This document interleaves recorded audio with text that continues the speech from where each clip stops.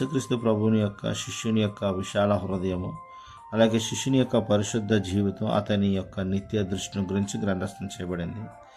యేసుక్రీస్తు శిష్యుడు ఇతర విశ్వాసులను గౌరవించాలి, పాపాన్ని నిర్దాక్షిణ్యంగా తొలగించాలి, నిత్యత్వాన్ని దృష్టిలో ఉంచుకొని భూమి మీద జీవించాలన్న ఉద్దేశం ఈ భాగంలో చూడగలుగుతుంటాం. అలాగే ఈ భాగంలో ముఖ్య వచనం 50వ వచనం, మీలో మీరు ఉప్పుసారము గలవారయ్యుండి ఒకనితో ఒకడు సమాధానముగా ఉండుడి అని. అలాగే ఈ భాగములో యేసు ప్రభు వారు 3 ప్రధాన విషయాలను బోధిస్తుంటున్నాడు. మొదటిది దేవుని పనిని గౌరవించాలి అని, రెండవది పాపాన్ని తీవ్రంగా ఎదుర్కోవాలి, పాపము మీద జయ జీవితం జీవించాలి అని, మూడవది నిత్య తీర్పును గుర్తించుకొని భూమి మీద జీవించాలి అని. ఈ 3 ఉద్దేశాలను గురించి ప్రభు బోధిస్తున్నట్లుగా మనం చూడగలుగుతుంటాం. రండి ఆలోచించేద్దాం. 38 నుండి 41 వచనాల వరకు యేసుక్రీస్తు నామములో